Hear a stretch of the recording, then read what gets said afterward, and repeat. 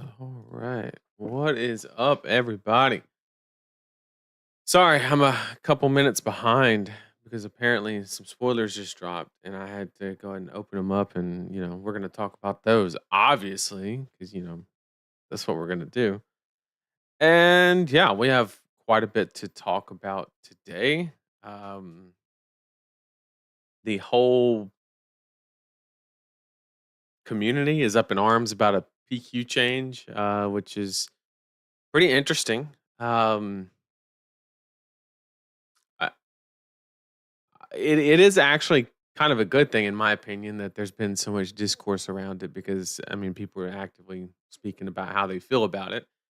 And the responses have been relatively tame and some have been a little bit more passionate than the others, but for the most part they've been pretty you know, either you like it or you don't. You're voicing the opinion and giving feedback, which is exactly what we as a community should be doing. And we're going to discuss that first up. Um after I just kind of go through an intro. And so we also are going to go over the four new spoilers that just dropped. I'm not sure what the source is of said spoilers, unfortunately, because I like literally just heard about them. And then after that, we're going to talk about LL. We're going to talk about just a general meta analysis. Um, Best way to interpret that would kind of be a tier list without an actual tier list. One, nobody has made one with all of the things already on it, the icons for the tier list, and which means I would have to make it, and that is completely unacceptable. So I'm gonna wait until somebody else makes it, and then we're gonna slide in and use it. The path of least resistance. But on a serious note, currently, we're just in the investigation stage of the LL format. If I am going to throw off as like a warning or just keep in mind that basically what I'm doing today is how I view it currently and how this is pre-testing. Like we've done some games, not a whole lot amount, right? But we've done a few, and we have a general idea in card pool and the bands and things like that. And we have some results. Although the results, I'm not adding too much weight to it. Um, but we're gonna dig into that. We're gonna dig into where the testing is going to start, and kind of use that as a baseline. And then when we get closer to World, to actually do an LL tier list. So this is just a baseline. We'll call it that, an LL baseline. So, with that being said, I hope everybody had a good weekend watching the Pro Tour coverage. Congratulations to all of the top eight, especially the person who won. And then we also had a calling winner. Obviously, Shoma took down something else. Congrats to him. I think what Naib took down the Battle Hardened, so which was LL, and that's part of the thing that we're gonna actually go over. Um, and with that being said, I'm gonna get caught up in chat, and then we might just dig into the PQ topic and just kind of start off hot and heavy. Let's see. I'm just getting some stuff lined up in the background. I apologize. Okay, Starvo. It's all Starvo. Definitely not. That is actually closer to the exact opposite of what I expect to be the baseline. Seeing the new Guardian card. Okay, well, I'm not gonna read the rest of that because we're gonna go over that. I want to, you know, see it straight off the card. Maybe Warriors will be good in LL Sag. Ah, I don't know about that. I don't know about that. I just want Ball Lightning. Yeah, I mean, like literally, Ball Lightning. Those are some memories. Oh man, the first time I played Ed, I blew his ass up with like I channel Mount Heroic past, and then Arsenal to Ball Lightning, and he had a brick hand, and so he played like a Towering Titan or some shit. And I go another CMH, and I go ball, ball, ball, and he just He just died. He just literally died. Oh, it was good. Um, can't wait for my turn and armory win after everyone else wins one. Only fair. Please tell me that new is viable hero in LL. I think she is. Um, is it the best pick? I don't know. But like viable, I can almost guarantee it. Um, but we'll see. We'll see when we dig into it and kind of where my thought process is. And let's go ahead and dig into the discussion. Okay.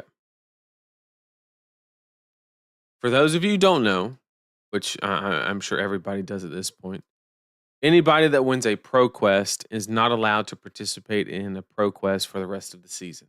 Okay. And it's just that. So if this is for ProQuest, wherever it is in Japan, like the next ProQuest season, you're fine, obviously. It's pretty self explanatory there. Just wanted to clarify it.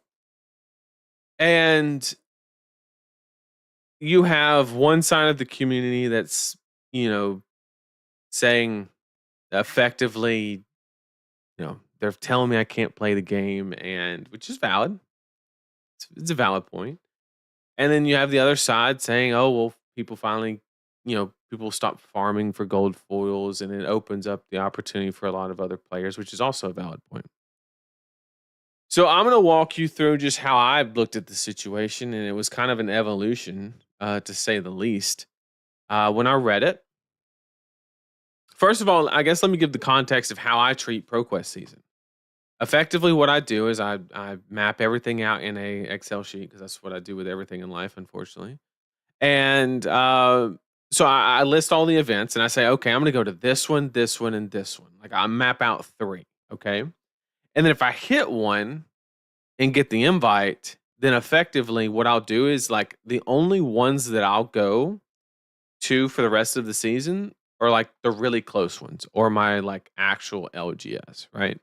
I won't travel for any other ones. That's me personally, just how I kind of view it.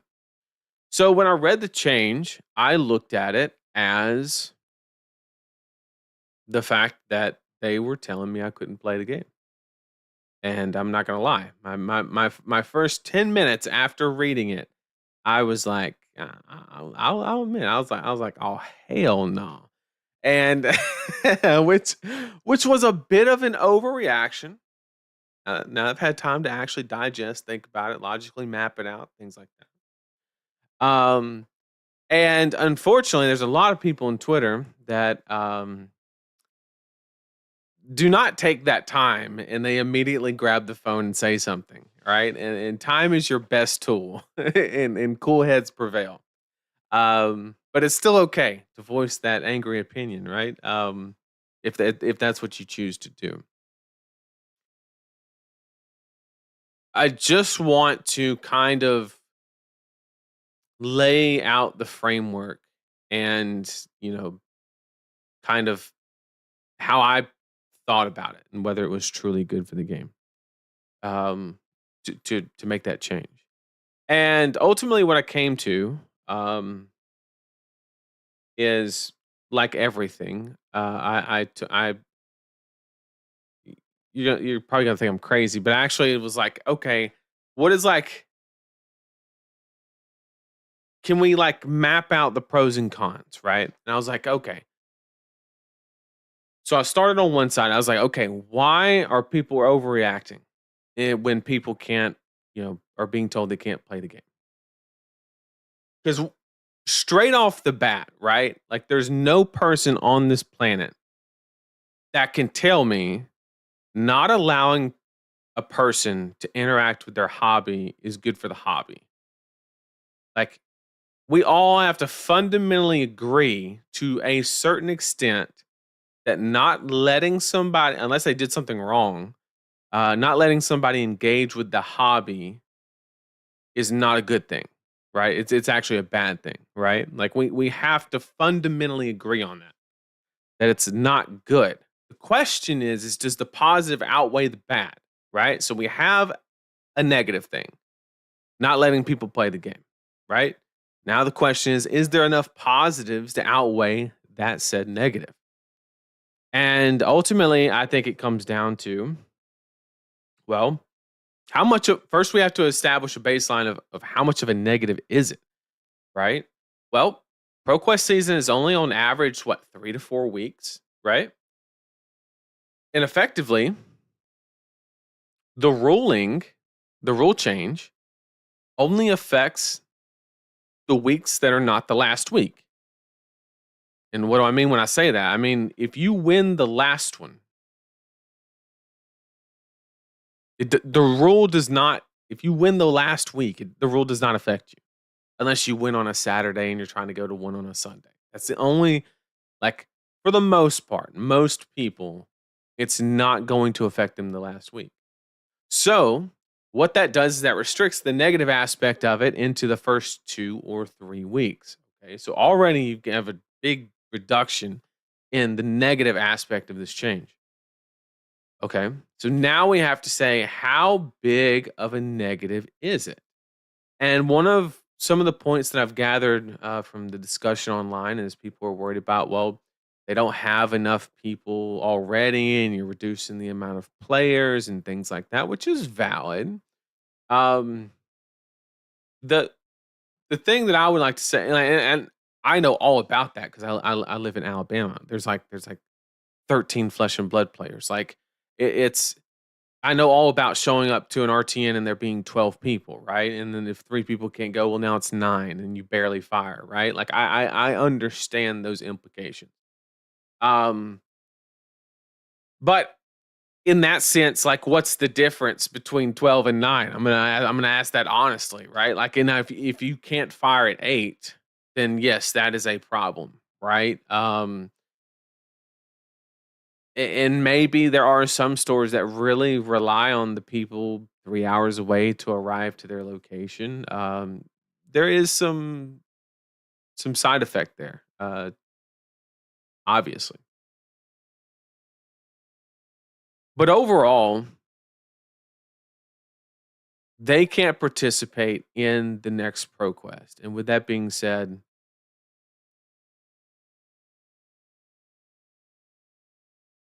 just like I mentioned before, where the last one literally doesn't mean anything, the later you win in the season, it diminishes, right? It's kind of like a diminishing return aspect where if you win the second week, right? Well, you still got to play the first week, and then you won the second week, so you're not as affected as much. You still got to play in 2 or 3, right? So the fact that the negative aspect, the point that I'm trying to make is it's not a full on like, oh, this is bad and it's bad all the time, right? What I'm saying is there's a scaling factor in the negative aspect of what we're analyzing. And effectively, I think this would be better if they gave us more PQs. Actually, believe it or not, I think it exacerbates the problem, personally, because then that's more people that can't go and play again. And there's also it's multiplicative because now there's more events in which that person cannot go to, right? So now you have like 300 people that can't go to the event in week 3 versus 200, and there's way more events. Like it actually, the more you crank up the numbers, it actually gets worse before it gets better, in my opinion.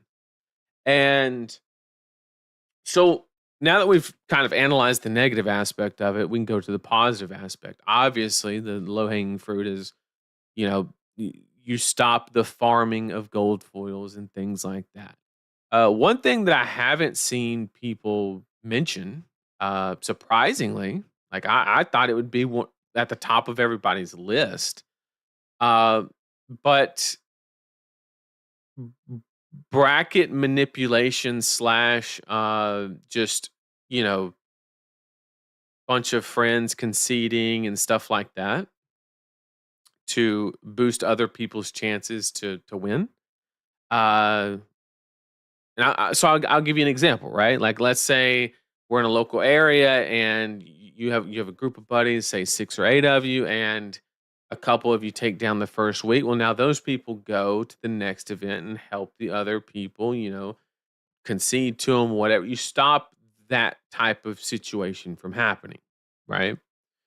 Um, which the net result of that is you get a much more natural conclusion to a competitive event, right? Which is very advantageous for the game, period. There's no argument there. There's no, um, just like how we had to admit that that aspect was a negative, this one we have to admit, period, that it's a positive in every aspect of the game. Um, and if you think you're entitled to being able to concede to your buddies to help them, which I'll admit I've done, and I've had people do for me, right? I'm because that's how the game's played, right? In certain situations, in certain spots, and so, but it preserves the integrity of the game, which is very very important. Um, the whole aspect of now people get a better chance to win. I don't buy that aspect of it. I think how do I want to say this? I'm not going to say that. I'm not gonna. That's a trap. I'm just saying that So I guess the ultimate question is what happens. We've kind of established the positives, right? Like, okay, we've established the negatives, and the positive is maintains integrity of the game. More invites, right? Because there's less invites that theoretically dissolve, because it could go down to there are situations where like maybe the first and second person already have an invite, and it goes down to number three, right? Well, in card games, 3 and 4 are placed the same, right? So who gets it? Well, the answer is no. Sure, there's a way that you could work around that. You could say, okay, if the top two have invites, it gets passed to Elo, right? That's a fair point, right? You could pass it to Elo. So that is an adequate solution to you basically treat it the same way Nats does it. Like I don't understand why we can't do that in the first place, right? From that aspect. Um, so I think people are zooming into the invite. I don't think the invite's the problem. If the invite was the problem, they would treat PQ season just like Nats, where if people get double qualifications, it just passes down the Elo ladder, um, which is a great system and a great design because they probably earned it just in a different way, right? Like that's fair. I think that this change is to get more produce a more open and friendly while still competitive environment for more casual players at the local scene. I think that is the goal of this change. It doesn't have dick to do with the invite. If the goal was the invite, there's 14 better ways that you could handle this problem. I think it is to literally eliminate people farming gold foils, and just because Flesh and Blood is one of those games where the cream will rise to the top, right? And like if somebody was to had the time to sit there and circle event, I mean, I've went through a ProQuest season and won 3 gold foils. I've done that. Uh, so like I've been there at that spot too. Hell, got 2 in one weekend, and like I've been there, done that, and so I'm not technically I guess I'm part of the problem, and I'll admit it. Um, so I guess that's what the change is targeting, in my opinion. LSS not made a statement or anything. I'm just this is just my analysis of the decision, which definitely could be wrong. Um, at which overall, my final opinion, I think overall this is a positive change. There is a negative cost to it. There's an opportunity cost for sure, telling people they can't play the game is uh is not, you never want to do that, but sometimes you might just have to do that, right? Um the ultimate question is, I guess, because this my biggest concern when I saw it was I was like, okay, it's going to reduce participation, which hurts the LGS, right? Because less people are now showing up. That was my actual biggest concern. And the I think because the gold foils go for a lot less, right? Like, I'll give you an example. RTN season. When when Tunic was a prize card for first place, the extended art Tunic. You had people that were literally, I kid you not, they would fill up a car and they would cross multiple states to go to an RTN. Okay. I'm talking Florida to Tennessee. I mean, just wild. I mean, sick. The amount of travel that somebody would do for a calling, they were doing it for RTNs, and it was like common. It was just the thing to do, and but the gold foils are not worth that anymore. They're like not even close. Like your average gold foil is like $250. Uh and sure you can hit like one that's maybe 900 like snaps or something. But like overall the market's way down, right? And I don't see people driving 3 hours to go to RTN if they already have an invite. So the amount of people that like, you know, are actually grinding for gold foil. I guess the point that I'm trying to make is if you were targeting the grinders, like you're late, to be honest. Like I don't think people are really grinding for gold foils anymore like that. Not for gold foil commons and rares or majestics. Um the EV is just not there unless you just know you can snipe it. So but that's my personal opinion. Let me get caught up in chat. It wouldn't be a big of a deal. Wait. Boosters can still boost. Boosters don't want to be qualified to boost. Yeah, sure. Um, it wouldn't be as big of a deal if there were more good PQ, RTN level events. Hyper competitive players aren't going to be happy being told to just play armories instead. Sure, yeah. Gonna be funny when the last PQ at the end of this season are gonna be like 10 players. Well, that's the thing. Like, if you're not willing, if the average player is not willing to travel that far for a PQ, you lose. We'll use my area as an example, right? Which is a little less populated than most other places. But like, I am within reasonable travel distance of 4 events, right? That means the last PQ of the season will have 3 less people at it. Like, who who gives a shit, right? Like, if that drops you below 8, yeah, that sucks. But like, other than that, like, who ultimately gives a shit?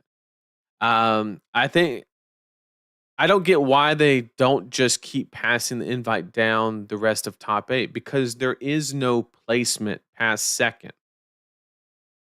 You have first, you have second, and if you ever look at the top 8 of a bracket, it doesn't go first, second, third, fourth, fifth.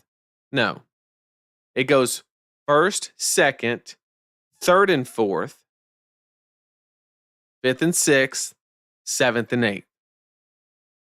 Because both people that lost to go into the finals or not to go into the finals got the same placement. So if it gets past second, do you give it to the third? There is no third person. There's just third and fourth, right? They got the same placement. They're just tied. So who the fuck do you give it to? Uh, is the problem?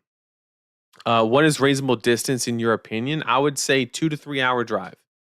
Is reasonable to travel for a ProQuest. Anything beyond that, I think is is wild. I'm not hating if people do it. I'm just saying for me, just flip a coin, easy. Okay, so we're trying to maintain the competitive aspect of the game, and we were flipping coins for invites. That's not how that's going to work. Higher seed, no.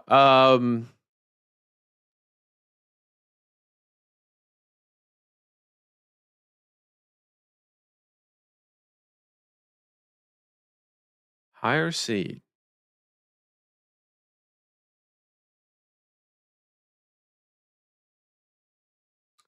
You know what? That's good. But like I said, what I said like 10 minutes ago, I don't think the invite is the problem. I don't think that's the problem they're trying to solve, right? Cuz like you said, you could pass it to higher seed being the tiebreaker to third and fourth. Sure, that takes care of the invite. Or you could take my idea and give it to the next highest person on the elo board that doesn't have an invite, right? There's multiple ways that you could take care of the invite problem. I don't think this ruling has anything to do with the invite. I think, me personally, I think it's the people farming gold foils. Because you're right. There's a I guess this is the actual answer. If they made this change based on invites, it's a bad change. If they made the change for farming gold foils, better casual competitiveness, things like that, it was a great change.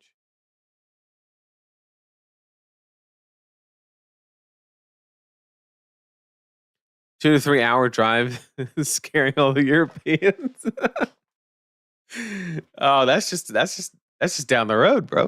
What do you mean? I wish I could go 2 to 3 hours for a PQ. I got one local, then it's 5 to 6. Holy shit. I thought I was in the middle of nowhere. Well, I guess it's not being in the middle of nowhere, right? I guess your problem would be you have less events, right? We're spoiled being in the US, I guess, is and I theoretically that's also if you are in a location with less events, technically this whole rule change affects you way, way less, right? Because there's less missed opportunities of play. Um, when Texas has 10 PQs, that's 9 less plus people who would go to whoever is the last event. This heavily encouraged populated areas to schedule earlier and cannibalize each other. That's a good point that I didn't consider, right? Now if you're an LGS, the prime spot to be in is the first week. That's a great point because if I was an LGS, that's what I would do. I would put that shit on the first week every single time. And then if you do that, you're competing with each other. And little story about Atlanta. Atlanta, Georgia. Their entire ProQuest season dynamic, as far as like how many events they had for the area, completely got demolished because of one. It was either PQ or RTN season. I mean, they still have not recovered. Literally, they just had one season where none of the stores communicated. They all just scheduled the shit on the same day. And then in an area like Atlanta, Georgia, busiest airport in the US, if not the world. And literally, they had like 10-person PQs because there were like 5 on the same day at the same time. And if I'm not mistaken, I could be wrong here, but the way that they distribute the events is if you have a lot of people, you're guaranteed to get it again. If you have a lot less people, well, they analyze it and say, okay, well, maybe you don't need an event or we have too many. Things like that. So one misstep, like what you mentioned, completely destroyed the PQ environment in the Atlanta area, and I watched it happen firsthand. I don't know if they've recovered yet because I haven't been to the area for a PQ in quite some time. But man, the next 2 or 3 seasons that I went, I mean, there were like the number of events season over season went down 50%. I swear. It was absolutely wild. I went to a PQ in Atlanta, Georgia with 8 fucking people. It was the wildest thing.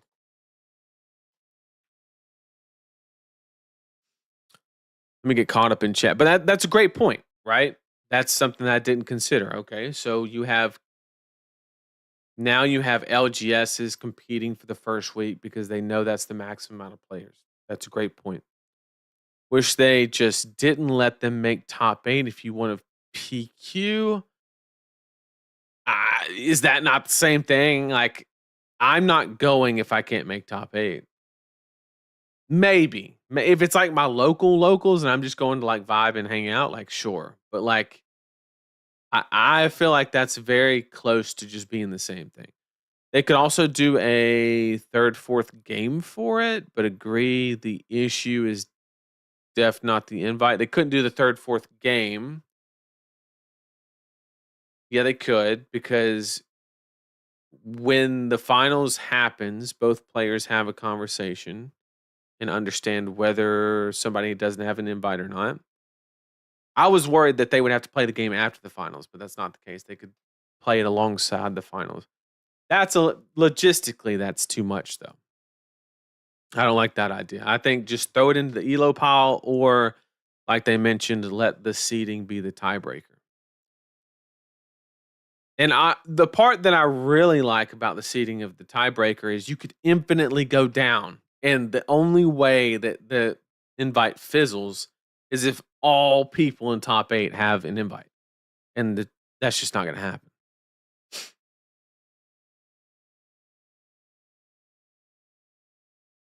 More opportunities for more casual players to get gold foils could also bring more excitement for new player entries. And that's the main when I said in making it a better environment for casual competitive. That's basically what I was alluding to. Making something more obtainable induces excitement for people in which it is now obtainable for. Not saying it wasn't before. I'm just saying it doesn't hurt. Living in Houston, you're about 1 to 2 hours from Houston. That's so based. That's like the worst urban sprawl area ever. Or is that San Antonio? I think San Antonio is actually worse than Houston. As far as urban sprawl, I mean, size-wise, I believe Houston's a lot bigger.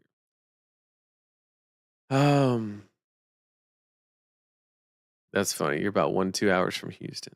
In Arizona, we have a super competitive scene. It makes sense to stop the farming. I mean, yeah. A lot of LGSs here also have you pay ahead of time. So potential. Ooh. See? Chat. I'll be honest. Chat. I thought I was coming ready for this discussion. But y'all are throwing out some good points. Like this is what LSS needs to know. Because like there's no way that you map all this shit out. I don't care who did it, who did all the thought process behind it. There's no way, right? But that's a great point. It's like it's actually an amazing point.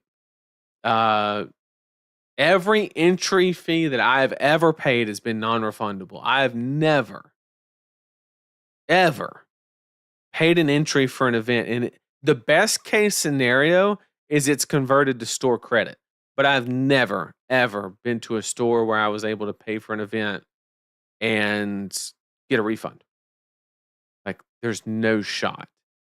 That's a phenomenal point. That's actually, I would have never thought about that. 10 PQ sounds like a lot for one state, but please remember Texas is 5 states. Yeah, Texas is basically Europe, right? We know this. uh, I remember that. It royally messed up the entire system. I'm telling you, overnight, it went from like 7 ProQuest in a season in the Atlanta area to like 2, maybe 3. Maybe. Level Up always got one, and then Showcase would usually got one. But then the other one, maybe, maybe not. Like, I mean, it's just overnight, it was wild. What's up, Siffin? Good to see you.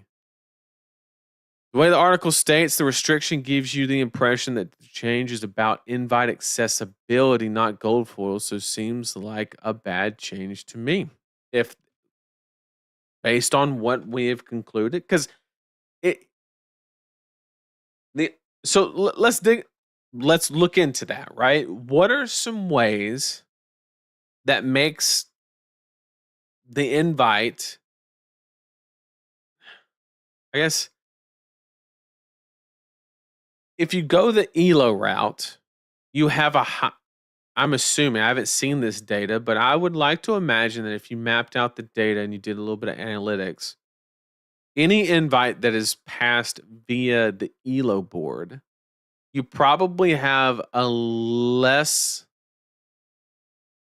because the important factor here is how many people are obtaining Pro Tour invites, and then how many people are actively making the trip. So it effectively becomes a marketing problem. And you're trying to find the way in which somebody is the most like to actually go to the event. And I would like to imagine that if you earn the invite via the elo board and maybe you didn't even participate in the season, you're a lot less likely to go to the event, right? And then there's also the fact that you you know they're getting they're getting completely done with the elo system, or they've hinted at it. So of course you're not going to lean on the elo system. So yeah, effectively that removes that aspect of it, and then you would have to pass it down with seeding being the tiebreaker. Uh, the question is the ultimate question is the person in second, third, fourth more or less likely to go to the Pro Tour than somebody else that would have gotten first? It's a valid question, but you would have to have a very well built data set to do that, and you would also have you'd have to have a sample size on the variable, which they currently do not have. So that would just be up to an experiment, essentially, is what I'm effectively saying. But that's a good point. It's a good point.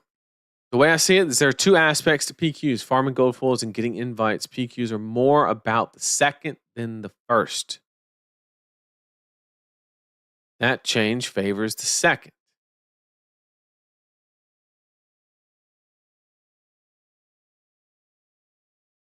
The but it doesn't, right? Because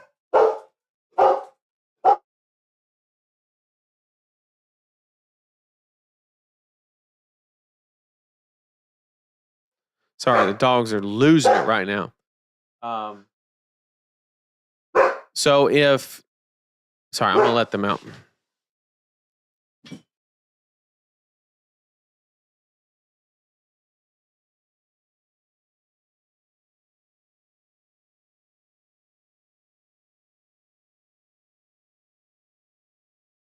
Crazy ass dogs. Okay, I apologize, and they're still in the background. Okay, what was I saying? Yeah. So what I was saying was, if there has to be a better solution for the invite going to somebody else than telling people they can't play the game. So if that's the true reason, I think they could have came up with a much better solution. I mean, me personally. If that's the true origin of the change. Um,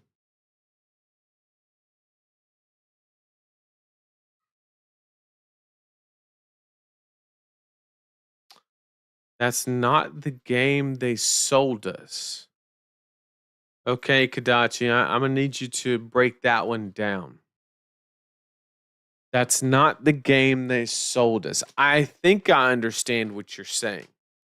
They sold us a game as being the most hyper competitive TCG experience ever. Um, or that's if you're an old school player, that's more than likely how you started on the game. But Kadachi, you're gonna have to clear that one up for me because that could mean a lot of different things. Don't even get a start on San Antonio. LSS has been skipping them almost together for no reason. They get maybe 2 PQs and 1 scum. Yeah, because nobody wants to go there. Living in Texas, you can drive 11 hours one way and still be in Texas. That's just wild.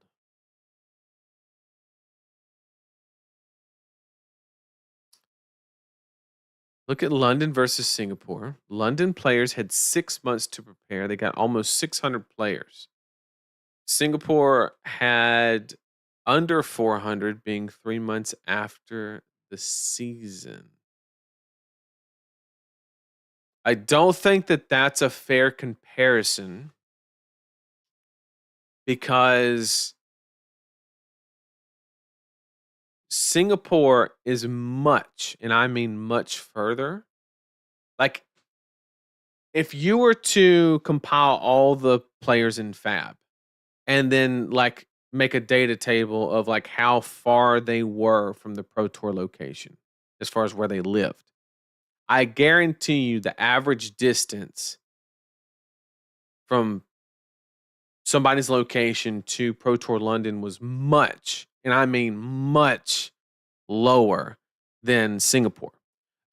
Because it's a long trip for people in Europe. It's really long trip for the US, which is your biggest player base, right?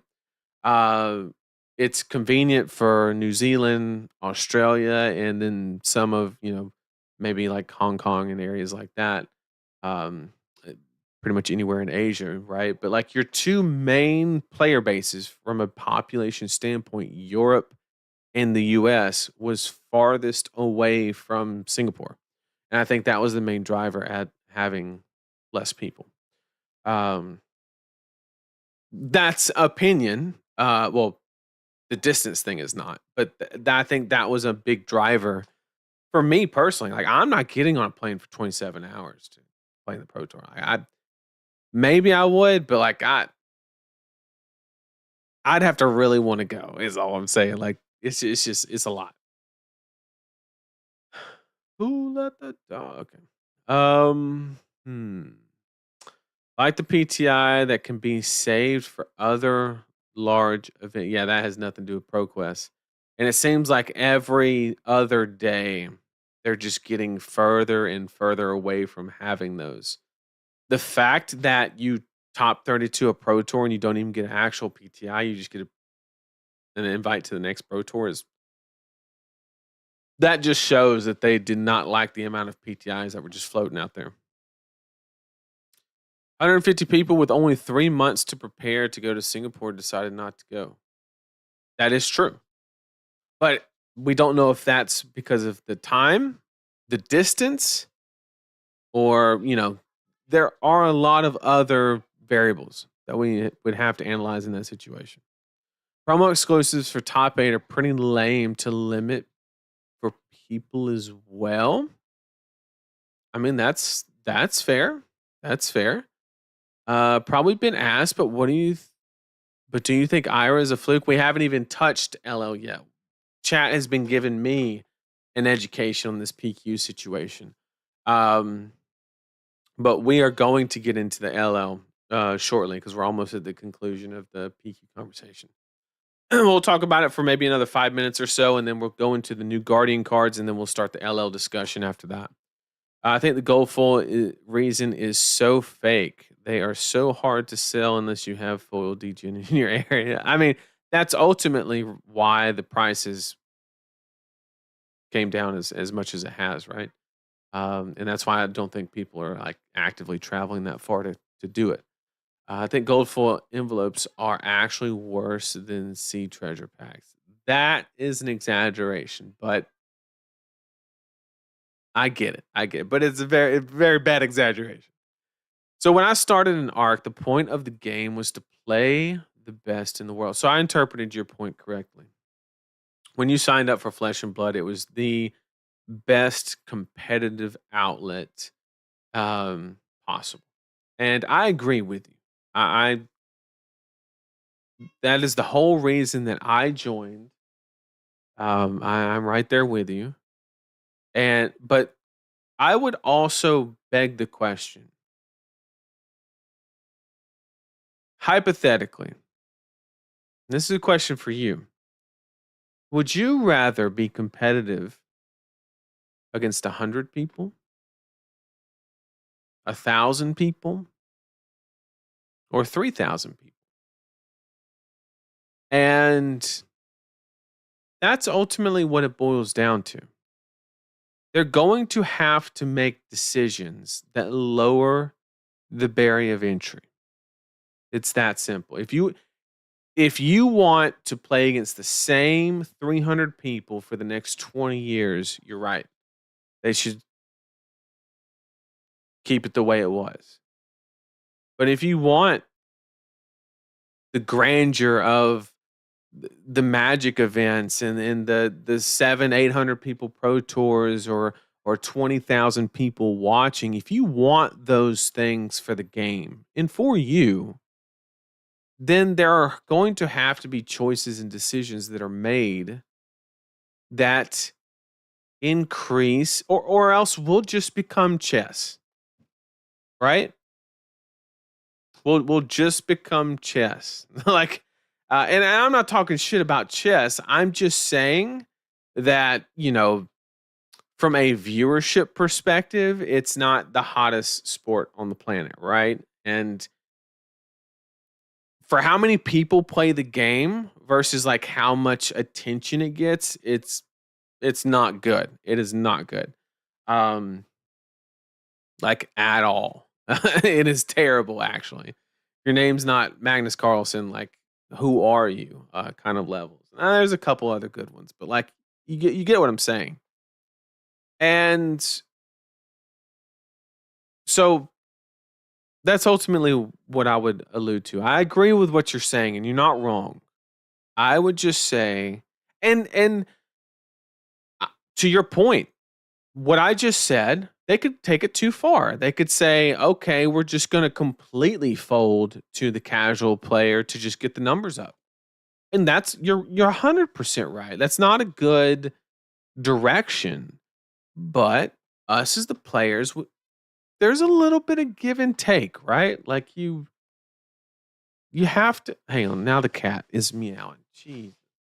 Anybody want any animals?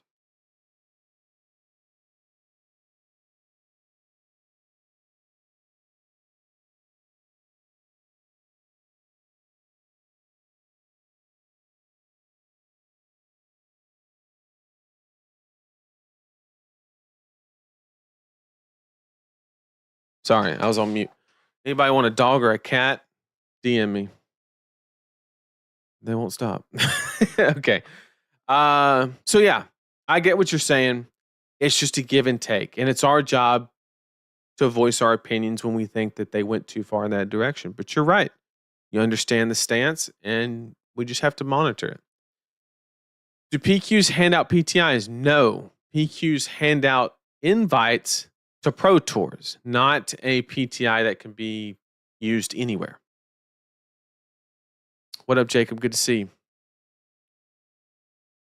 Honestly, don't understand why people are upset about this change. If you're in a low population area, there aren't going to be that many PQs available to cannibalize each other. That's a fair point.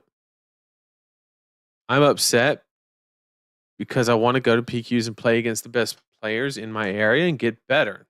This change hampers that full stop. Well, that's if you are knocking down, if you're knocking down PQs like that, sure. But if you're knocking them down like that, you probably have a testing resource, right? So that's where I would like give and take a little bit, right? Like, so either you're in one camp or you're not winning them and you're not getting pushed out of the PQs, right? And that's the person that like, sure, if they win the first one, that's very unfortunate. But for the most part, like if you're knocking them out, you have testing resources, right? Because you're obviously good enough to do that. Um, so I don't know. At least for my region, has 5 PQs, but also far enough away from any center that there's never any like weird situations where people out of town are pulling up. Yep. The fact that PTs have so little lead time to about how far that's true. And they've improved on it a little bit, but there's still room there. I agree. Maybe I'm the minority here, but I usually play all of them all locally, and I'll be bummed if I just win my first one and can't play. I mean, I I don't disagree. I don't disagree. I think it stings because there's basic in that when I the very first thing that came out of my mouth is anytime you tell somebody they can't play the game, it's bad. Period. We just have to weigh, you know, that's good. I need to know how the fuck to beat Briar. We're gonna get into that. Well, I'm not gonna tell you how to beat my deck, but we are going to discuss it. It is LL. We just haven't gotten there. We're about to go in there. We're about to talk LL. I'm just finishing up chat. I'm just finishing up chat. Once we get caught up in chat, we're rolling to LL. Well, we're going to talk about 4 Guardian cards and then LL. Just played my first ever game of Briar, and Briar's just the best. Oh, so good. PT doesn't need to be at 1K. I mean, sure, sure that was an exaggeration. I'm just saying more people. I think this change is cool. And like, yep. As long as we don't become a multiplayer format game with 18 sets a year. Yeah, we're not. I don't think we got to worry about that. You're overestimating how many people are in MTG PTs. They're like 400 max. The middle qualifiers for them, they have to go. Sure. So I agree with that aspect, and maybe that's Flesh and Blood's end goal is to work in a middle qualification, right? But you can't do that until you get the player base, right? So maybe we build the PT up to 900 people, but then we go, boom, okay, now there's a second level of qualification and we make it more,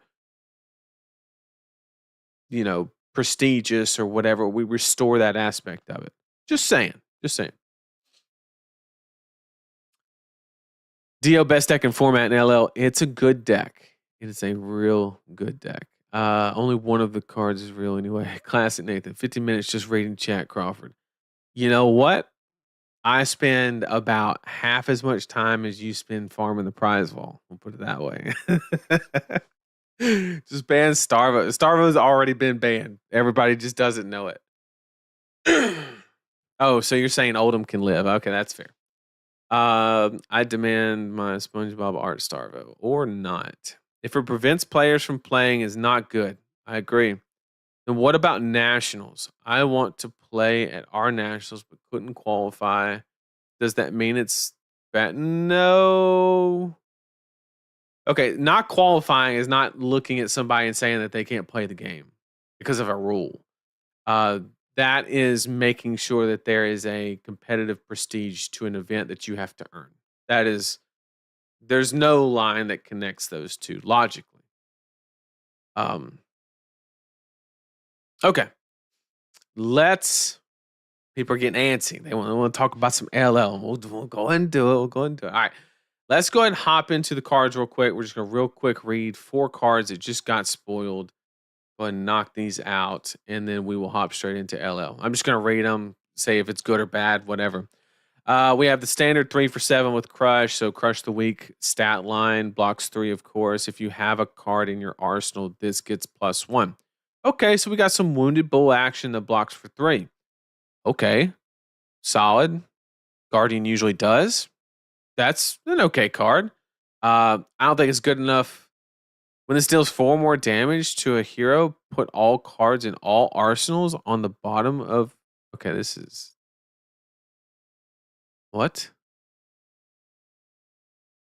Put all cards in all arsenals on the bottom of their owner's deck. This is the most half-assed plow under I have ever seen.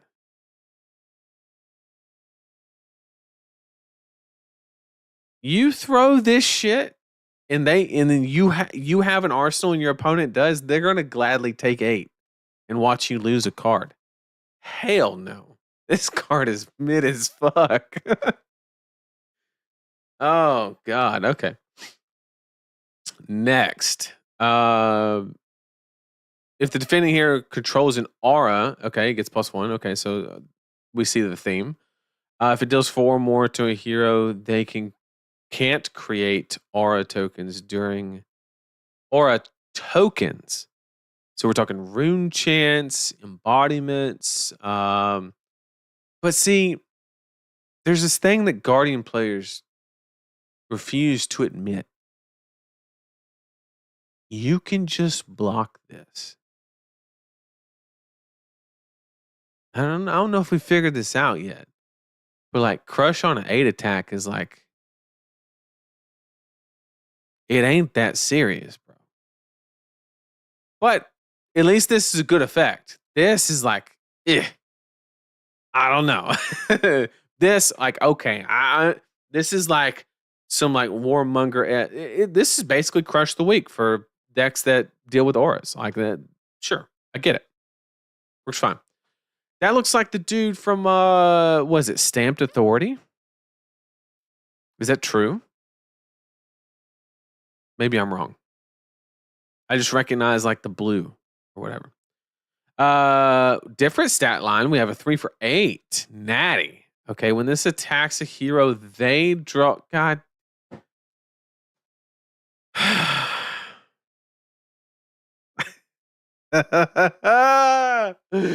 I saw the 3 for 8 and I perked up, and then immediately, what the fuck?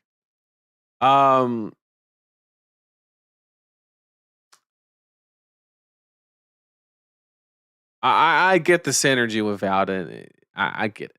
I get it. But there's no way in hell. This at its best is they draw a card and then they discard a worst card. So you give them a free sink blow effect just so you can throw a 2 for 8 and maybe make a seismic. Ain't no fucking way.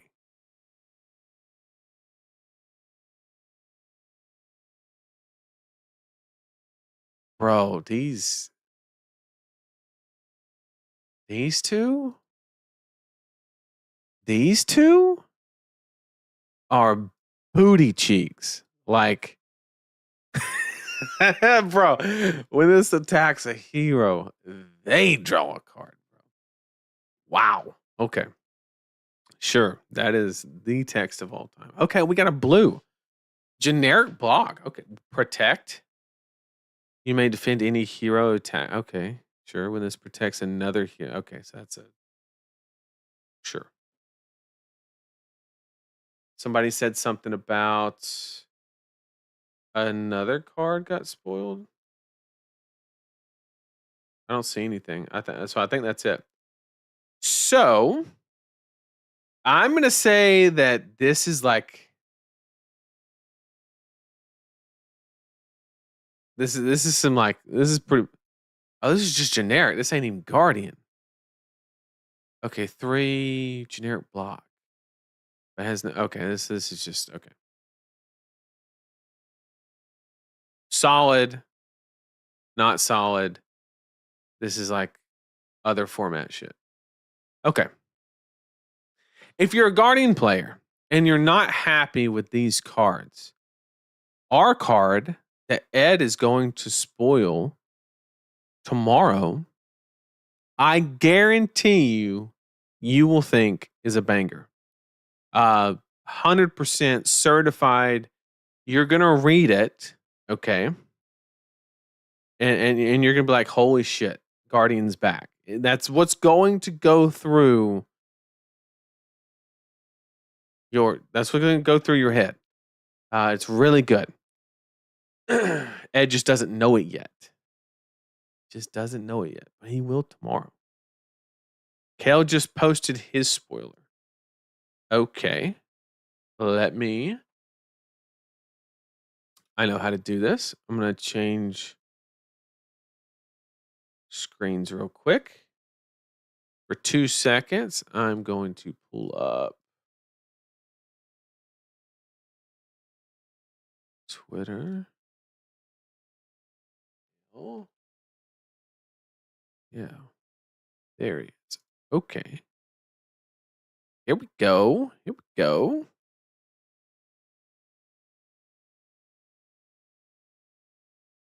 Boom. Just like that, chat. That's how quick we work.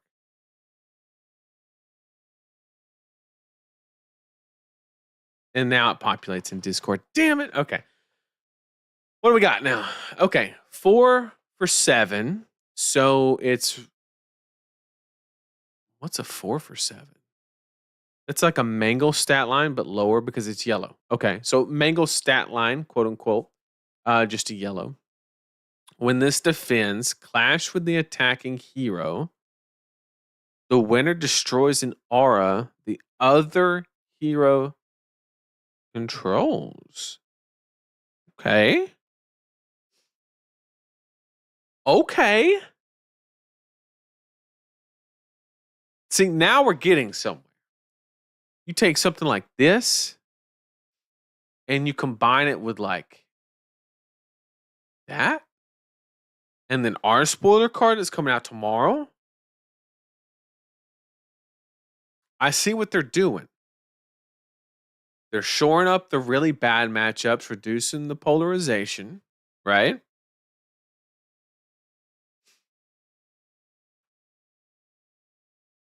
And then, okay, I respect it. At least it's getting better than this. This ain't it. That ain't it. Okay. All right. Let's do what we actually came here to do. Let me make sure I didn't miss anything. You can just block this. La la la. I can't hear you. Oh, that's too good. Do, do, do. It should be a 1 or 2 for 8 then. Letting Gravy use his ability for free. I mean, unreal.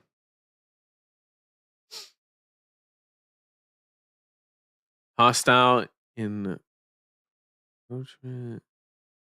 Channel the Blake expense so they can't draw. Sure. If you want to line up all of that, you're 100% right, Zach. You got it.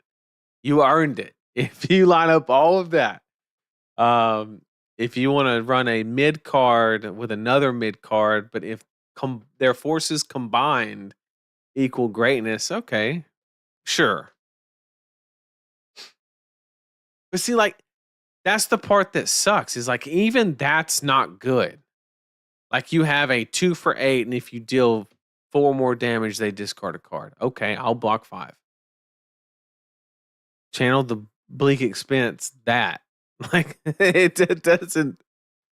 One piece of armor and another card, even if it has Dominate. Like, it's not that impressive. Even if you counter all the negative aspects of the card. It just ain't there, Chief.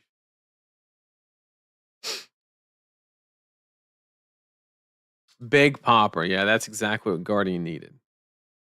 Invictor could destroy a gold, any hero, yeah.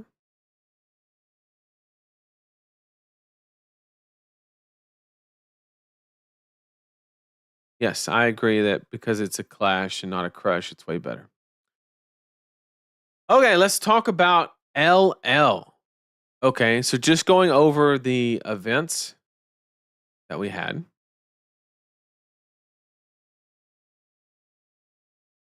We had a Battle Hardened that Naib took down on Ira. And we'll just skim the list. We're not going to take a ton of time. Basically, got Flick Knives. So this is basically the IRA that would have existed if they would have let Zephyr Needle ride, basically with Belittle. That is exactly what this is. Um, there's no other like banned cards really, right? Yes, this is literally what would have ran rampant at was it Pro Tour Amsterdam when they banned it at the very last second with the Zephyr Needles. That is all this is. Okay, with a couple extra changes, right? Um, how this one? I'm gonna say this. How this one? I'll never know. I will never. Don't get me wrong. It's a good deck. It's a really good deck. Um, but man, I don't know. I'm wondering if like people are not analyzing LL correctly. Now, Naeem's a fantastic player, one of my favorite personally. And so he just skill gapped the absolute shit out of a lot of people. Entirely possible. Okay. Oh, it's calling Memphis, you're right. Um, so there's a very high possibility that just maybe that happened, and that's the entire story. Of course, we can look into the two Briar list. Basically, everybody and their mama has been on NIMBY for LL Briar. It's just literally codex level of value. We've also all been on Skyward Serenade. I actually put out I went and bought a playset of this for my LL Briar deck. Um, Snuff Out is a little bit old tech. I don't think it's really necessary anymore. But the rest of it is pretty standard for a normal Briar list. Um, I prefer a couple changes, especially in the equipment area. But it is what it is. Look at the other one, see if there's any major Arcane Seed, solid 4 block with offensive output as well. Solid choice. Is it better than the others? It's debatable, right? I'm a fan of Spellblade. Burn Up Shock, I think, is a little risky, but it's a sideboard card.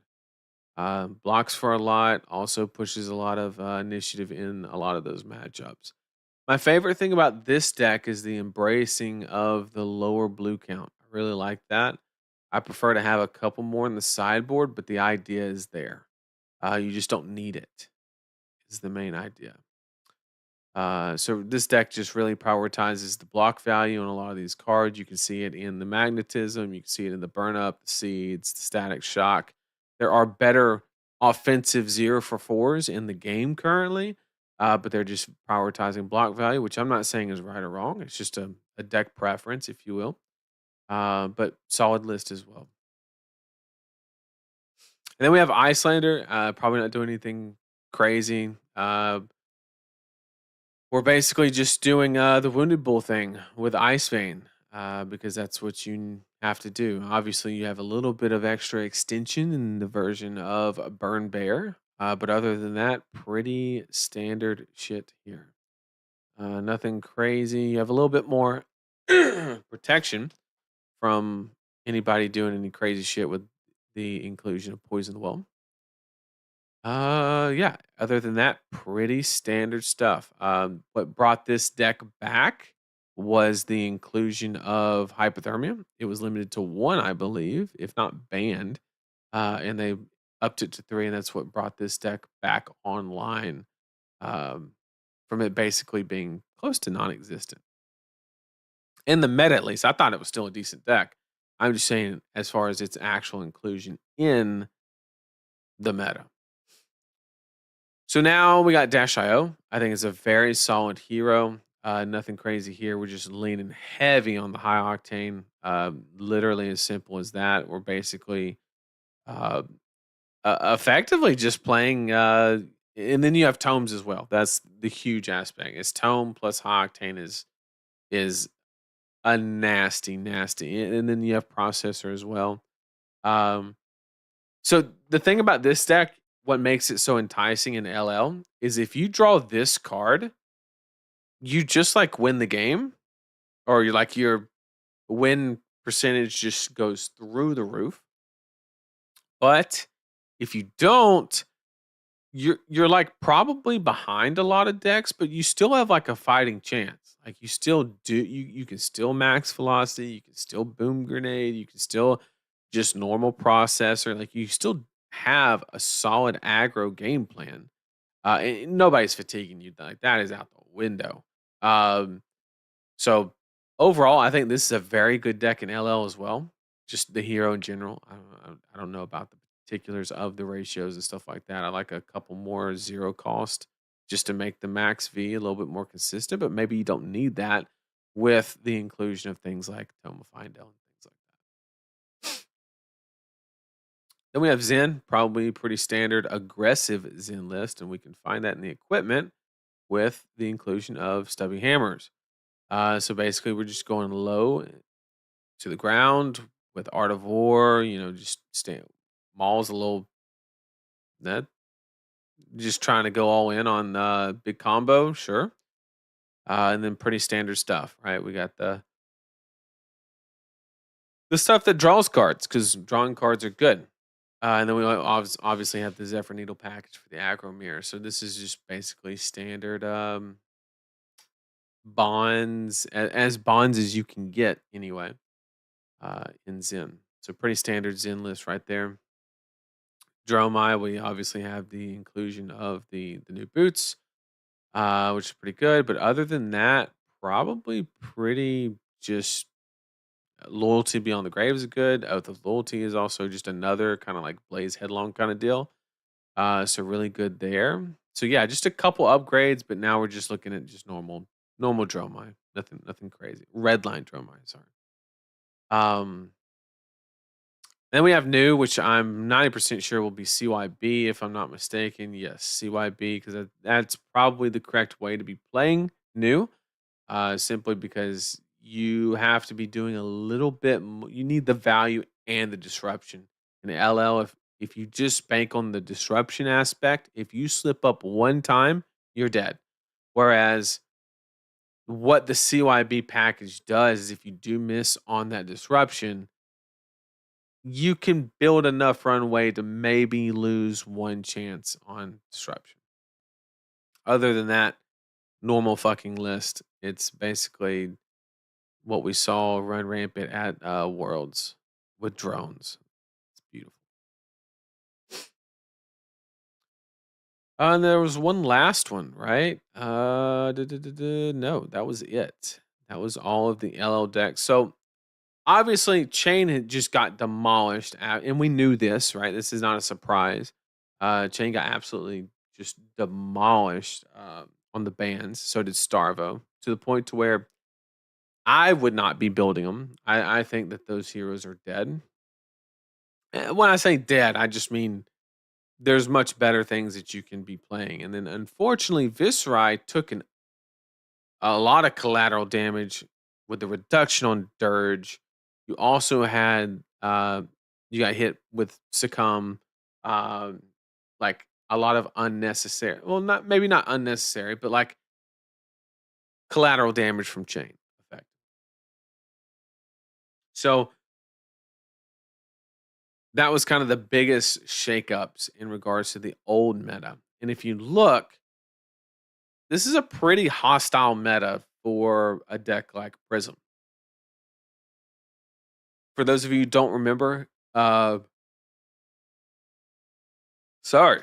Um, when you have Channel Mount Heroic on the board, it turns all of your 0 for 4s into 7 poppers, which is really good against Prism. And the Briar decks are consistent enough now with like Nimbies and stuff like that to where I think that you're never going to slip up bad enough to where they can win. So the biggest takeaway from this analysis so far is Prism ain't good. Prism not in a good spot. Like legit. You I don't think you want to play into Zen. I don't think you want to play into Briar. You definitely don't want to play in Dio. You probably want to play in a new, sure. Icelander, sure. Ira, maybe, probably not. With all the flick knives and stuff like you're not gonna be able to keep anything. So not a very conducive environment for Prism. That's the biggest. So the biggest takeaway is don't want to be playing Prism, or at least what we've seen so far. And Oldham, Starvo, Chain, and Viscerai got completely obliterated by the bans. Um, that's kind of the situation we're in. And I'll mention specifically some decks that I got my eye on, and I'm expecting to kind of let me get caught up in chat real quick.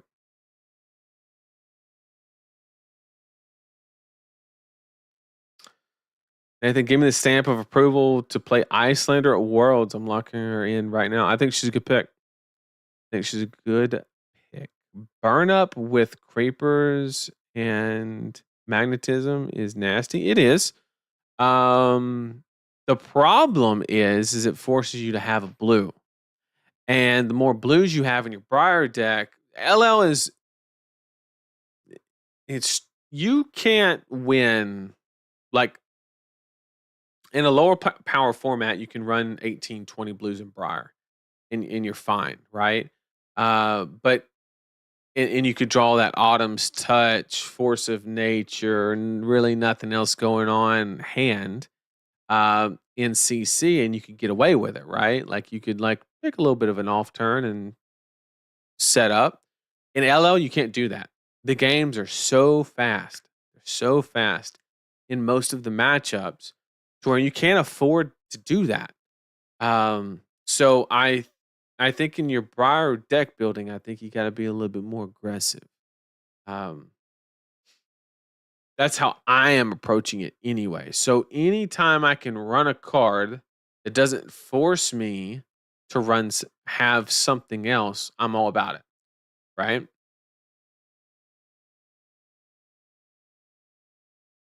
With all the limits and bans of Chain, is he a viable pick? I do not believe so. I do not believe Chain is a viable pick. Gravy Bones with cash in is crazy in LL. I'm guessing two.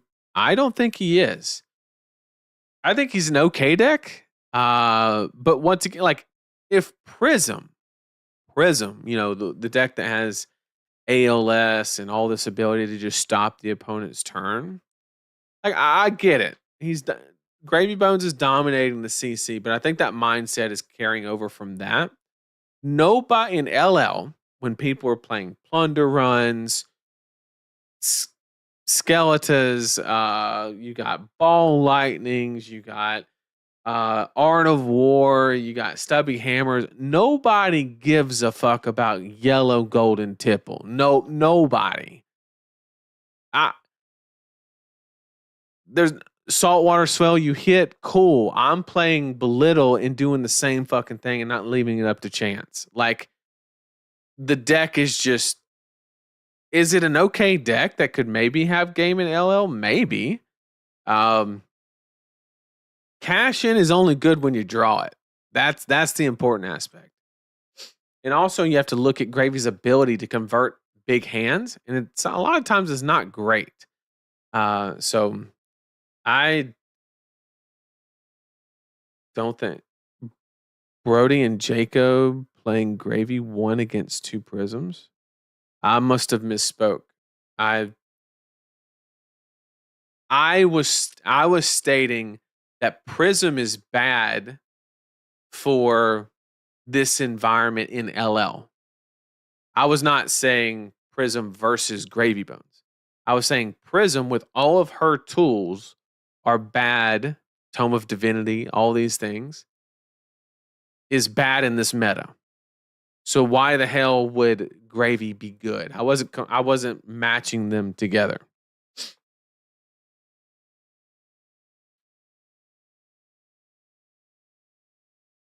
Is Lexi any better now with the new Ranger cards?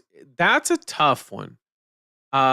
Because Lexi theoretically should be pretty decent. The problem is Zen is way too fast. Any ninja really. with the exception of maybe Ira, is just too fast. Like once it, you have to look at where the power is in a lot of these decks. Take any ninja. You have Mask of the Pouncing Links, you have Stubby Hammers, right? That right there is literally, this is going to blow some people's minds probably. That is literally upwards of 13 to 14 value on 2 equipment pieces. Okay? If you play against that deck, you have 2 turns. So anybody that says this card is, oh, cash in is so good, right? Like, sure, but you're going to be dead before you draw it, or you're going to die with it in your hand, is what's going to happen. So your strategy has to do one of 2 things. You have to stop people from doing that, or you have to do that. And that can look a lot. And really, the only deck, in my opinion, that has any business negotiating between those 2 is Briar. And that is only because she can convert offensive cards to D-react levels of value, right? And that's wild. And she can still have that explosiveness and win on that axis. But every other deck, I think you need to be doing one or you need to be doing the other. AKA, you got Icelander New trying to stop everybody from doing their shit. And then you got your ninjas, you have your Dash IOs, you have all of these other aggressive decks. I don't think Ira is a good pick. That's my opinion. I can't wait for Naib to prove me wrong, you know, for a second time. Like that would be great. But in my opinion, I don't think it's good.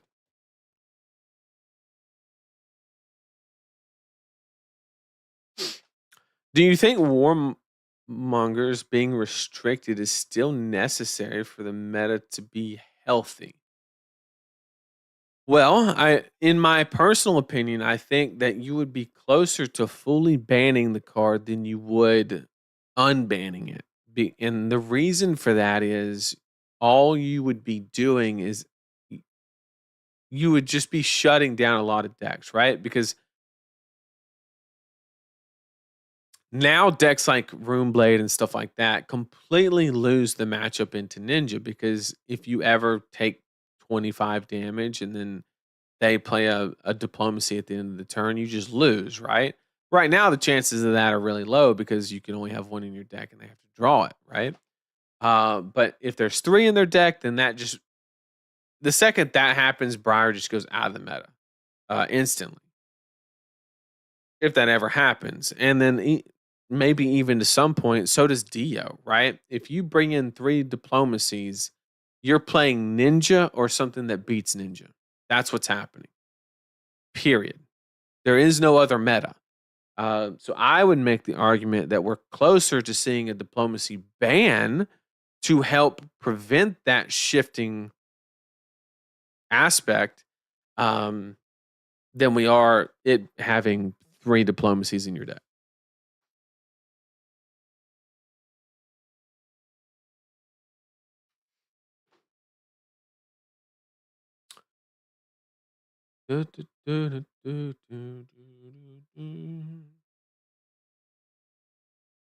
Oh, did I miss the LL tier list? So this is preliminary, like just discussion on the heroes and kind of where my testing is going to start, which is what I'm about to get into once I get caught up in chat. And then when we get closer after the testing, stuff like that, we will get into an actual tier list because I also need somebody to make one before me so I can use all their icons that they made on the website so I don't have to create it. So I'm trying to navigate this as efficiently as possible.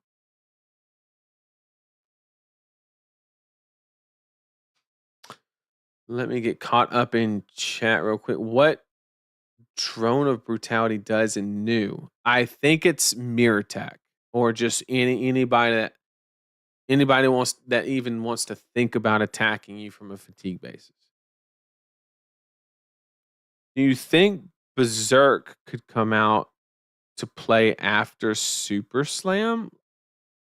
Do you mean in CC or LL? In LL, no. Once again, you have 2 turns to draw your card. So if your entire strategy relies on a card, Berserk strategy is legit. There's enough in the card pool to where it's actually a legit strategy in LL. The problem is you're going to die before you draw it. Mathematically, that's what's going to happen. I expect a returning on chain by Worlds. They intentionally shot the deck same way they originally did Starvo. Uh, Bro, they hit Cole, they hit Succumb. So now you don't even win against the ninjas anymore because you lost Succumb. You lost your Rune Gate ability as a whole, really, because the whole Dirge is what really just made all of that work. Is that on the fly generation? You can still do some Rune Gate shenanigans, but man, it hurt. And not only that, but there was all those bans, and then you brought hypothermia back to a 3 of. So your shackle is just dead in that match. You're gonna get dicked on in that matchup now. You get blown out, and there's nothing you can do about it because all of your go again is conditional, with the exception of belittle.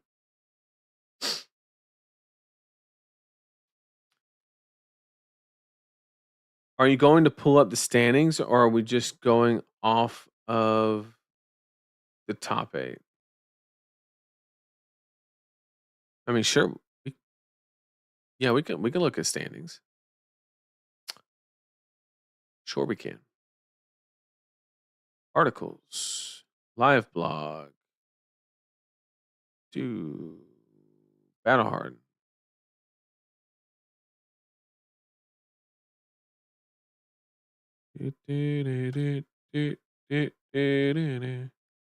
Okay. So bubbling out was, of course, Starvo. And we actually have the deck list as well. Another Ira, we have Dash, Prism, another star. So let's see what the Starvos are kind of doing. Ilias is actually a really good player as well, so this is a great example. Uh,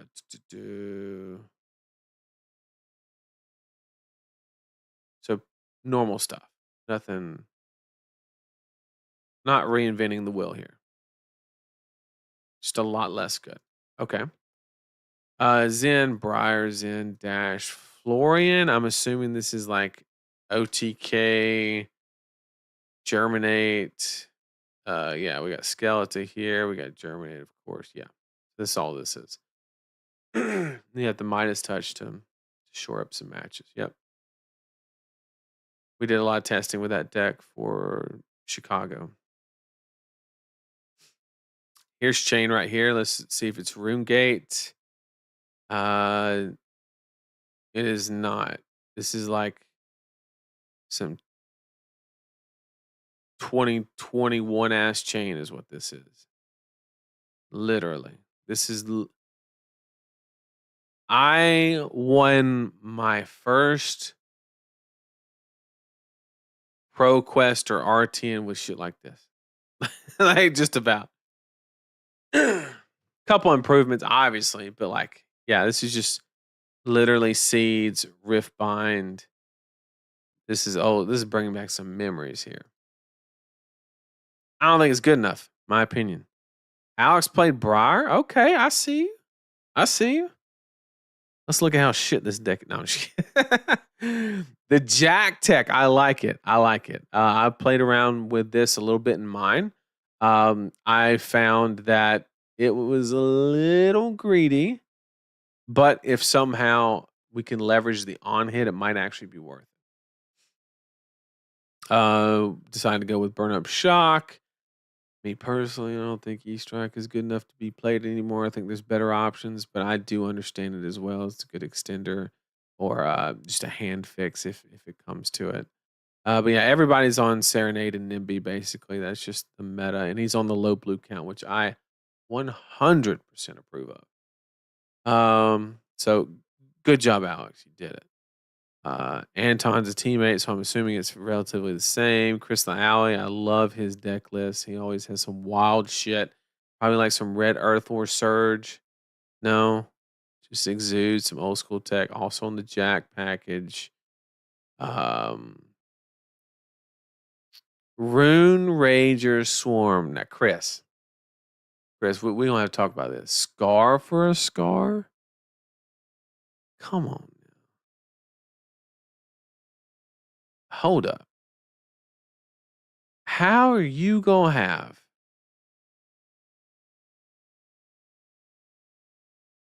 You don't have Rabble because you have so many yellows. You're on Cash in Dominion. Okay. I like Candlehold, but you're not running the card that gives you the most value from it. Okay. Our first Lexi. Probably pretty standard stuff. This card is insane, by the way. Yep, this is just good old fashioned Lexi. So yeah, there's some chains, but I mean they're just gone, right?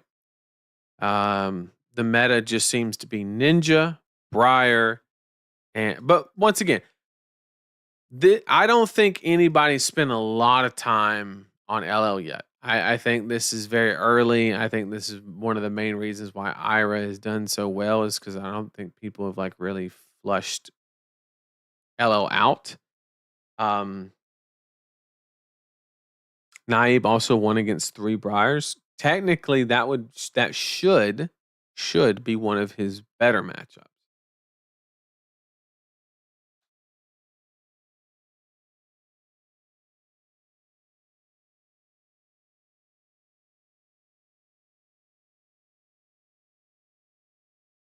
Is Slippy too slow for LL? 100%. 100.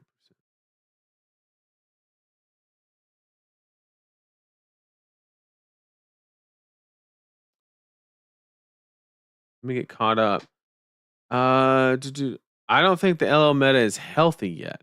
I think a lot of effort needs to be. Yeah, and they mentioned that they were going to make a lot of changes, right? We have the ProQuest season that has a lot of LL stuff. I'm sure they're going to make changes.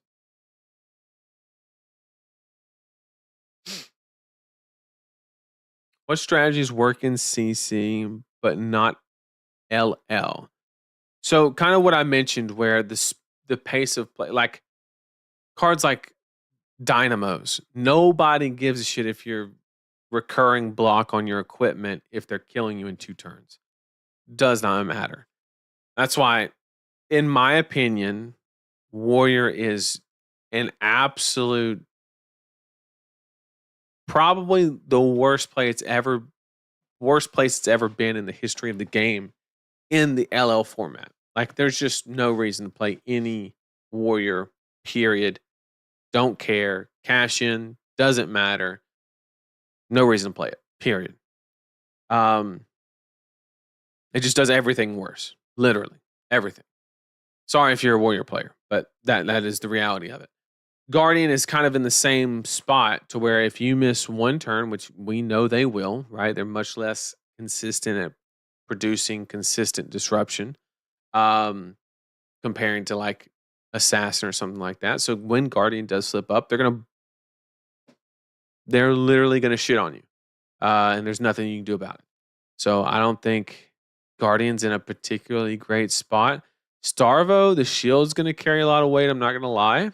Um, I I think Starvo is decent. Like he's solid. He has a package there. I just think losing the fuse potential with Crown of Seeds is just really gonna hurt the deck. And there's gonna be a lot of you're losing like literally 10% advantage in a lot of matchups just because of not having Crown of Seeds. It's huge. That one card, if not more. Is LL Icelander more on control than mid range? No, because you have to go mid range because you can't give people a space to do what they want to do. So most are on like Aether Ice Vein and stuff like that. I've seen some CYB stuff floating around, but I don't know.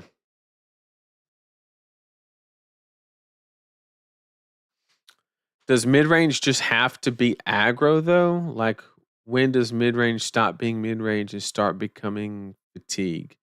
Uh, well, that's the thing. Like in LL, you cannot be in the middle, um, because you have defensive card like a D react, right? When you draw a D react, that card can only do one thing, so you have to commit to that strategy. So if all it takes is one slip up in Living Legend, if you are a mid-range deck and you draw D reacts where they take a turn off and set up, you get blown out, right? Um, or if you can't leverage all of your cards offensively, or you can't disrupt, you get blown out. It's literally that simple. In my opinion, that's how I look at it thus far. Can you talk about what LSS can do to make LL more appealing to newer, played for a year and a half or less players? How will LLPQs differ in attendance, in your opinion? In my opinion, I think the attendance for LL will be less. Um, or what I actually kind of anticipate is maybe a little bit of like a nostalgia factor at the beginning of the season and it kind of trickle down, is kind of what I anticipate. Not to say that LL is not a good format or anything like that. I just think that you're requiring somebody to have a whole nother deck that's for a lot fewer events, right? Like if you're not going to Worlds, why are you investing in an LO deck if you don't already have the cards, right? And it's a tall ask. So there's a lot there. Um, I don't think a whole lot of it has to do with the format. But as far as like what can they do to make it more appealing, I don't know because I don't even fully understand what they want it to be. They haven't made that clear, at least not to me personally. Um, what they really want this to be. Because when they first created LL, it was everybody do what you want to do. You know, like let's play in the realm of like Yu-Gi-Oh kind of thing. Like no card can ever be banned, and then well they turned around real quick on that one. We had a top 8 with nothing but Starvo. We had and then, Chain dominated and so forth, right? So they backtracked from that. So the format is no longer do whatever the fuck you want. That is abandoned because now the ban list is hell, it's approaching the same length as CC. So it's not. So the way that I interpret the format currently is you just have classic constructed, but a little higher power. That's literally all it is. It's nothing more. It's nothing less, and it gives people the opportunity to reconnect with the heroes that they used to play. That's all it is. That's how I interpret it. I could be wrong, but that's where I'm at with the LL format.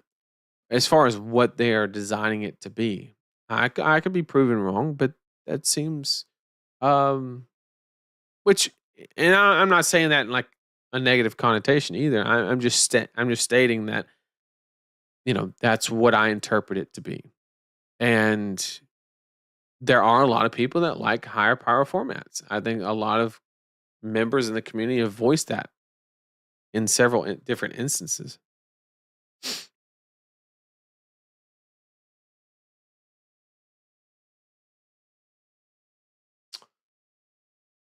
Let's see.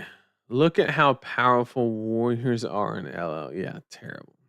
Can't wait for my new spec expansion card. You never know. Briar got one dedicated. That's kind of cool that they did that. Dromai not fast enough for LL. I think Dromai is a fine deck. I just don't think it's a great deck. Um, sorry, Mara, cover your ears. Like it can do the thing, right? But I don't want to play into a bunch of ninjas if I'm playing Dromai. I just like it's so fragile. It's so fragile.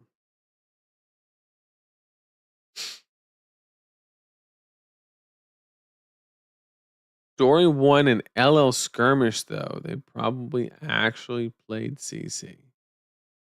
Yeah, no.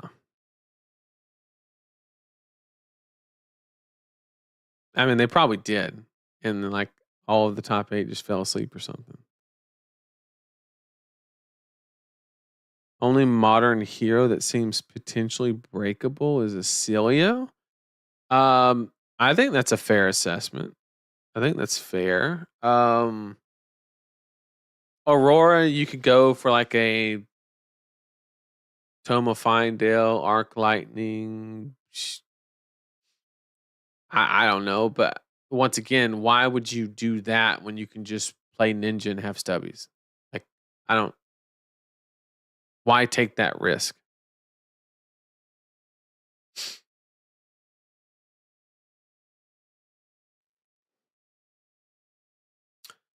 It's sort of up to the event organizers and stores to work out if LL or Blitz is best for their locals. If it's all new players, you're probably doing Blitz. Yeah, it's up to the store. Does Dio does the Dio the CC plus high octane tome, or is it more the same? So it's high octane plus tome. Do you have any options on how Briar should be built? I think these lists here are great starts. Um, I don't want to spill all the beans, right? We might do a gameplay stream later on, but um, I'll give you a couple. Obviously, NIMBY is amazing, right? Everybody should be running NIMBY and Nimblism, 100%. Everybody should be on Serenade. That's a given. This card is debatable. This is a up to you kind of situation. There's enough lightning density that's actually viable to where this is an amazing card. It's non-negotiable. This is great for Syndra and a couple other matchups. Of course, you're playing CMH. The whole reason you're playing the deck. This is an interesting card. A lot of people just slap that shit straight in. I'm going to beg the question of with running 3 Lightning Surge, 3 Plunder Run, and a deck that really just likes the opportunity to set up.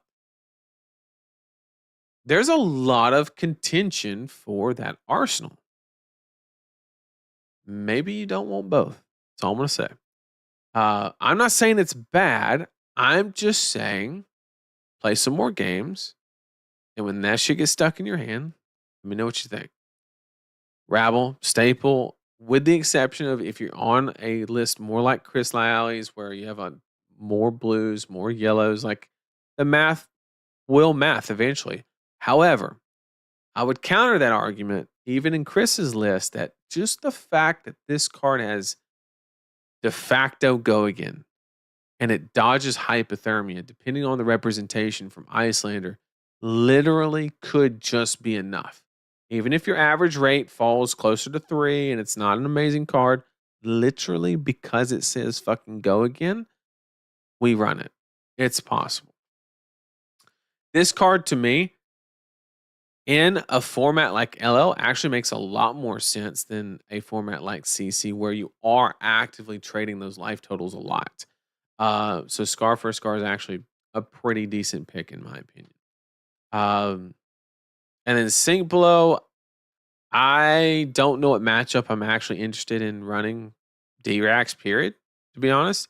If we're talking new, I would much rather just run like Snags in that spot.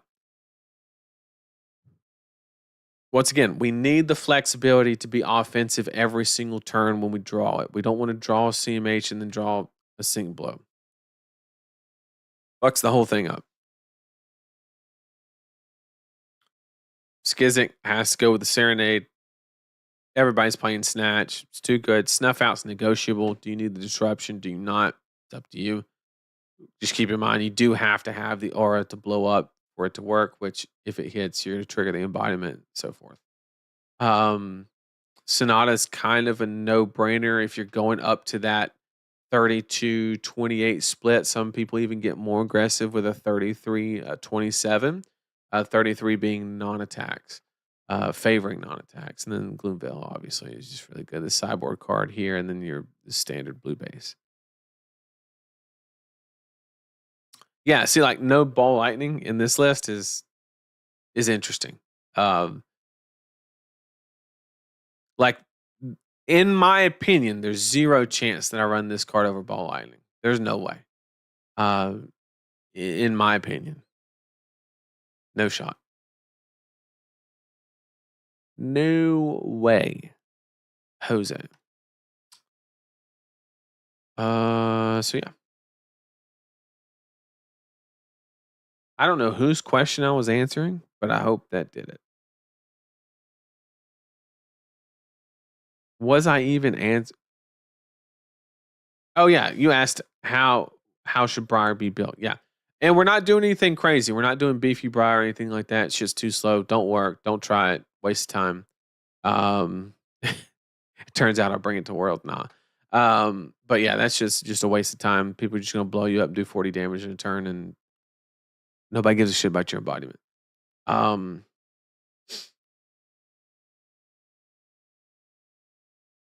LO needs like 5 more years to give more separation from CC. I personally feel like the game is too young for legacy format.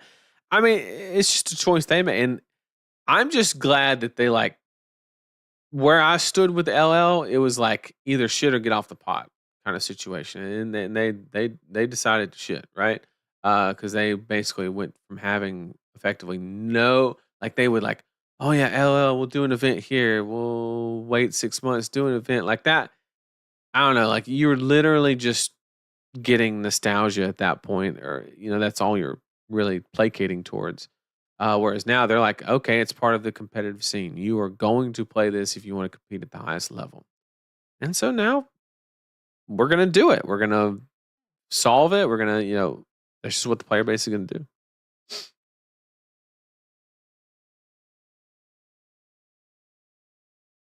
Art of Blood discounting tome, really good. I agree.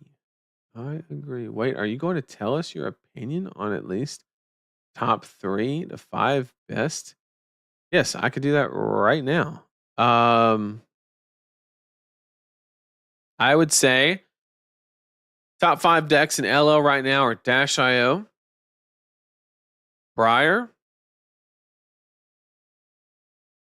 Icelander,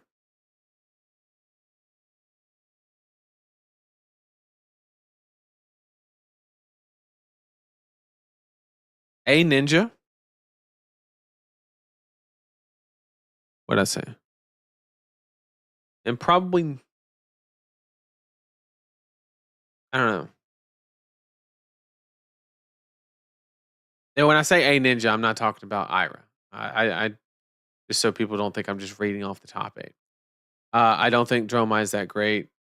Eh, I'm really curious if New can do it. I have doubts. I have doubts. I want to actually maybe say 2 ninjas. But if you're 2 then Icelander stock goes way up. It's too fragile. So 1 ninja. Yeah, maybe New squeaks in at 5th. Maybe. But that's kind of what I would look at. Is Dash IO, Zen or Syndra treating them as the same kind of just how you want to attack the meta. And then I would go Briar, Icelander, probably New. That'd be my like top 5. Right now, this is pre-heavy testing, all of that. Isn't there a world where L potentially abusable by having certain stores communities run it in their qualifiers and negate potential competition from the field? What?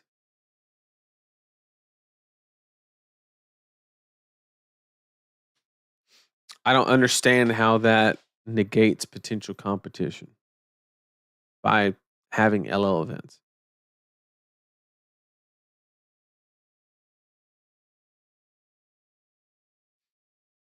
If you're saying it placates toward a certain player base rather than another, theoretically you can make the same argument for limited versus CC. It's no different. Contention for Arsenal slot, simply run New Horizon for a second one, if only. I haven't made up my mind about LL ProQuest yet, but in things like Skirmish, almost everyone can build a blitz deck from their collection, but running it in LL eliminates players from the start. That's true.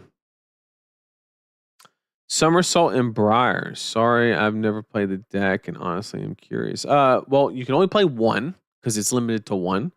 So you could throw a red one in there. It'd have to be red, obviously, to get the 0 cost. But it's an instant, and Briar doesn't. Her thing is not really instants, so there is some opportunity cost there when you can play something that's a 2 block that actually becomes a 3 block and has a lot more power behind it.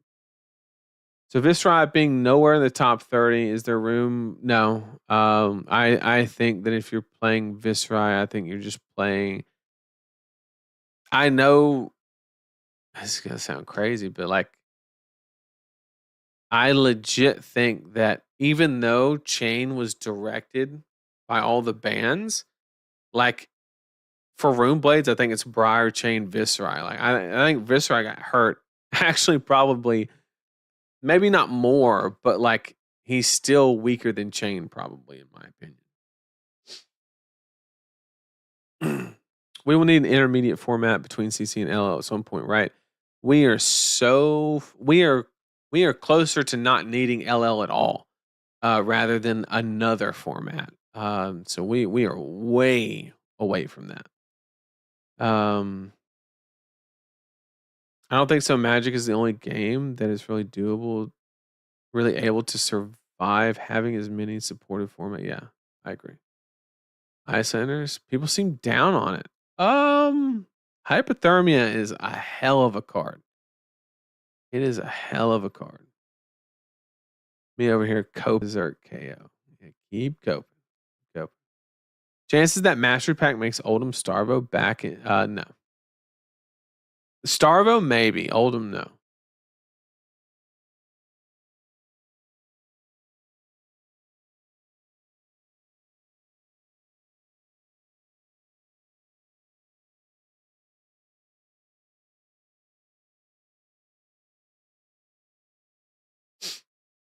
Sorry about that. We were dropping mad frames all of a sudden out of nowhere.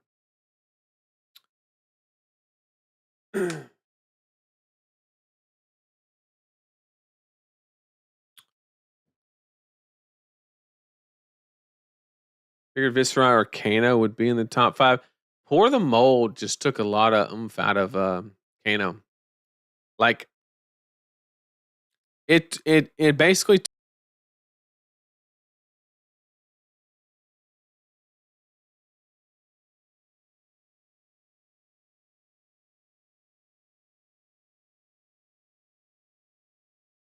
all right. I think we're back. I think we stabilized. My apologies.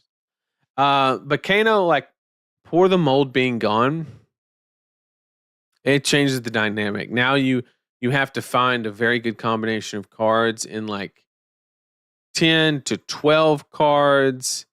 Whereas Pour the Mold, you could just like hit and then find it. So it extended your opting, I guess, to like 15, upwards of 17 cards to actually get a definitive combination of cards to actually close the game out. So it's definitely impactful, but it really just depends on what people can come up with. As much as I want to cope with Viscera, any world where Zen lives in a strong state, I don't think he'll thrive outside random top 8s. Yep, I agree. Unfortunately, I love the deck. I feel like getting Project Blue, Silver Age started and ready instead of LL is much more important for the future and growth of the game. I agree with that statement. I agree. I built Starvo right before the Crown of Seeds ban. Oops. I hate that for you. Uh, but yeah. So that's kind of my idea on the LL format. Once again, I do want to kind of preface that is a very early analysis. It is not, we don't have a mountain's worth of testing into it yet. This is just how I'm approaching it. And then as the month goes on, maybe next month, sometime after Kansas, we'll start really digging into it. Kansas City, we'll start actually testing for it and actually digging into it, and actually coming up with a solution when we actually see more cards from Master Guardian and other things like that. Um, so that's kind of what my thoughts are on for LL. And I'll leave the chat open for a little bit longer. If anybody wants to ask any questions, I'd love to answer those. However, I can be of more value. And yeah, we'll work. We'll start teetering out. New card just came out. Up. Let's go see it. Let's go see it. See how crap this one is. Hang on. I'm just kidding. I'm just being a hater. Hang on. Let me pull it up real quick. I'm not as fast as Man Sam.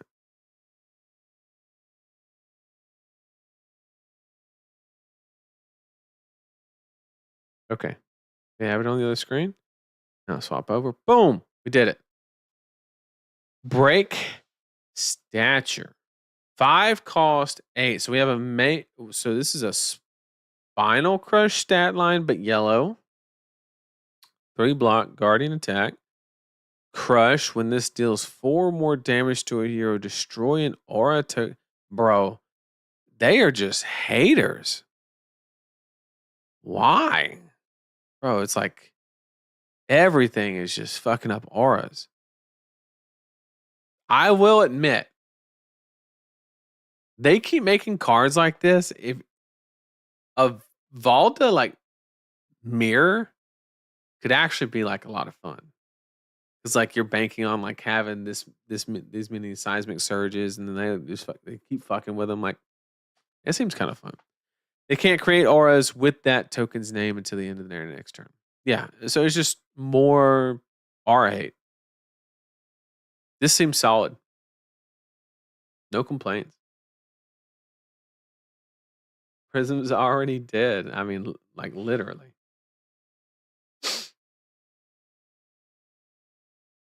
Lyeth CYB could be insane in LL. That's entirely possible. God, it's got me scared just thinking about it. I just wish more classes were able to be meta in LL. Yeah, that's the wrong place to be for more open meta. Quick thoughts on LL Gravy Bones. Um, so if the environment is not conducive for Prism, there's zero chance it's conducive for Gravy Bones because Prism has ALS Loop, Tome of Divinity, all these other tools, and Gravy Bones has cash in. Like I'm telling you, Gravy's gonna die before he draws it.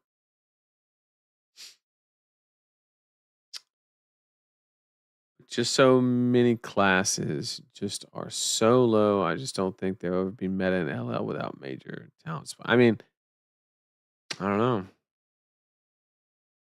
Guardian, the anti Runeblade deck. I don't know. Runeblade's got too much of a fridge that you're gonna be half dead before any of this shit has text. My opinion. Comes out on my birthday. Think I need to make a Guardian deck. That sounds like a plan. Why does the new Guardian card have 5 flavor text though? That is a great question.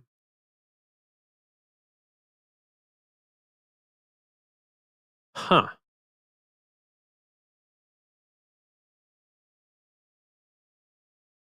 5?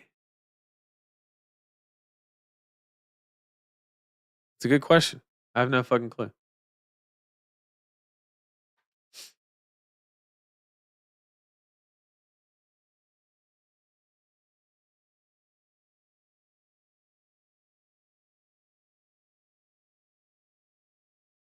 I don't know. Why is the secret here in the Guardian pack? Oh goodness. Oh goodness. Let's hope not. Well, I want to thank all of you for joining me. I really do appreciate it. It was fun to talk about the PQ changes, and I actually learned a lot from chat. Um, in general about the cannibalization of the people competing for the first event, so that way they have higher attendance. I mean, a lot of the stuff made sense, really good points, stuff that should be vocalized for LSS to hear and consider on whether they continue with it, maybe adjust a little bit, whatever the case may be. Uh, yeah, LL is looking better than before. It's too early to say whether it's great, good, mid, whatever. Like I can't accurately assess it, but I can guarantee that it is better than what it was in Chicago, especially when it reached its final state where everybody should just have been playing RuneGate Chain essentially. Um, but yeah, so basically improvements. Um, yeah, I just want to thank everybody for joining me, and I will see everyone next week. Take care.